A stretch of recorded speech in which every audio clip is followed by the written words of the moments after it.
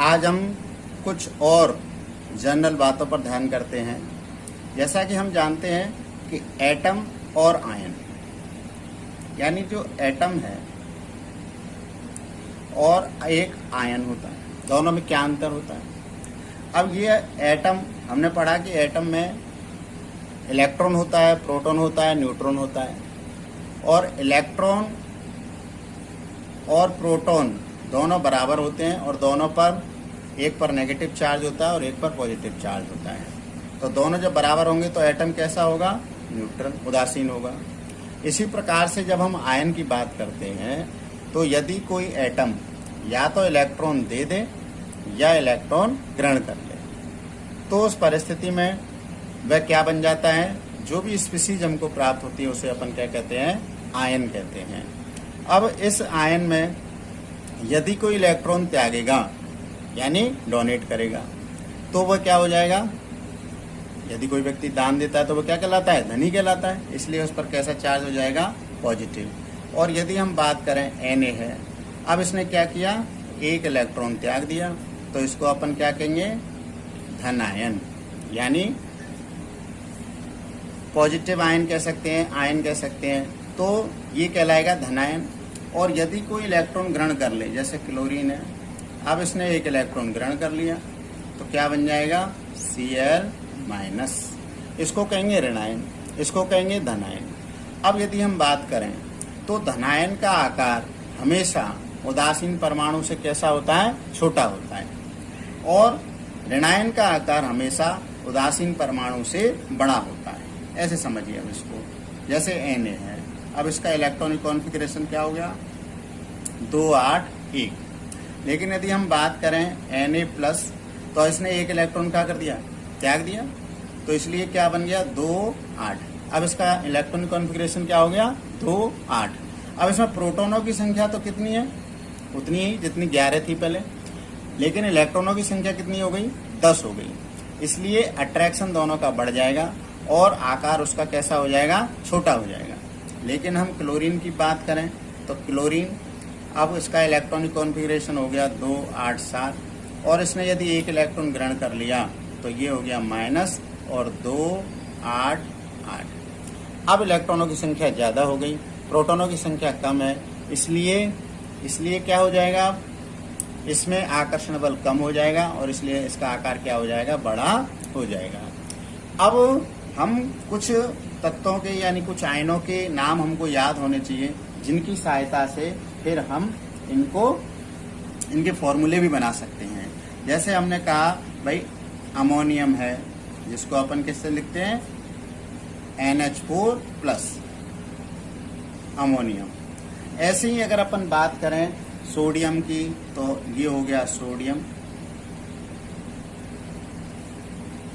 ऐसे हम बात करें मैग्नीशियम की, तो मैग्नीशियम। इसी प्रकार एल्यूमिनियम,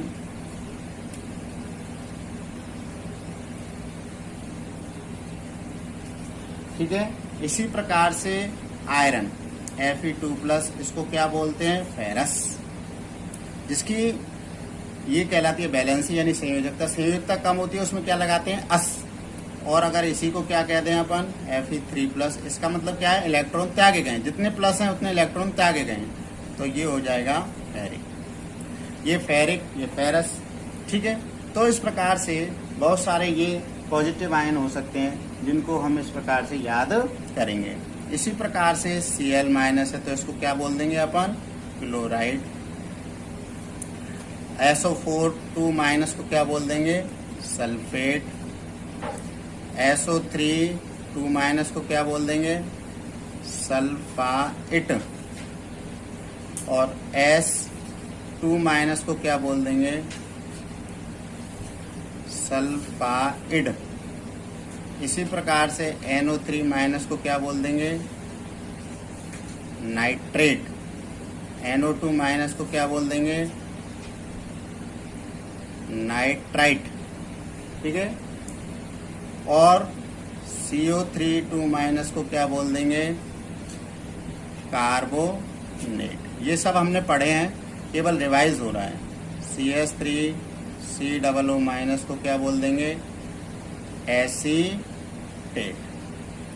ठीक है, तो ये इस प्रकार से ऐसे बाई कार्बोनेट होता है HCO3 माइनस, तो इसको क्या बोलते हैं अपन, बाई कार्बोनेट या फिर हाइड्रोजन कार्बोनेट। अब इनकी सहायता से हम सॉल्ट का निर्माण कर सकते हैं। जैसे हमने कहा फेरस सल्फेट। अब फेरस सल्फेट का क्या मतलब हो गया, फेरस को कैसे लिख रहे हैं अपन, Fe2+, सल्फेट को कैसे लिख रहे हैं, SO4 -। अब ये जो बैलेंस है ये कहाँ जाती है, यहाँ, और ये बैलेंस आ जाती है यहाँ। अब दोनों की चूंकि सेम है इसलिए फॉर्मूला क्या बन जाएगा, FeSO4। लेकिन अगर अपन बात करें फेरिक सल्फेट तो क्या बन जाएगा, Fe3+, और SO4 को क्या लिखेंगे, SO4 -। तो ये यहाँ आ गई तो क्या बन जाएगा, इसको कैसे लिखेंगे अपन, Fe2। अब चूंकि ये जाता है इसलिए इसको एक ब्रैकेट में लिख देते हैं, SO4 थ्राइस। तो इस प्रकार से हम किसी भी सॉल्ट का फॉर्मूला बना सकते हैं। जैसे अभ्यास के लिए हम बहुत सारे फॉर्मूलों को ले सकते हैं। जैसे अगर आप देखें तो आपको दिखाई दे रहे हैं ferric chloride FeCl3, aluminium sulphate Al2SO4 thrice, aluminium nitrate AlNO3 का thrice, ferric sulphide Fe2SO4 thrice, ammonium acetate NH4+ और CH3COO-, दोनों का एक एक है तो इसको कैसे लिखेंगे, CH3COONH4, और मैग्नीशियम एसीटेट है तो CH3COO2Mg। तो इस प्रकार से हम इन आयनों की सहायता से हम क्या कर सकते हैं, बहुत सारे जो हमने आयन पढ़े हैं उस आयनों की सहायता से बहुत सारे सॉल्ट्स का निर्माण कर सकते हैं, उनके नाम याद कर सकते हैं, उनके फॉर्मूलों को हम बना सकते हैं। तो आज हमने देखा कि भाई एटम क्या है, आयन क्या है, और आयन के जो फॉर्मूले हैं वो क्या हैं, और उनकी सहायता से हम सॉल्ट का सूत्र या फॉर्मूला किस प्रकार से बना सकते हैं। तो हमने अभी तक की जो वीडियोस देखी हैं उसमें हमने देखा जनरल कि एटम क्या है, एटॉमिक नंबर क्या है, एटॉमिक मास क्या है, आयन क्या है, फॉर्मूले कैसे बना सकते हैं अपन सॉल्ट के, तो इस प्रकार से, और इलेक्ट्रॉनिक कॉन्फ़िगरेशन कैसे बना सकते हैं, इन सब के बारे में हमने जानकारी प्राप्त की। और इसको यदि हम सीख जाएंगे तो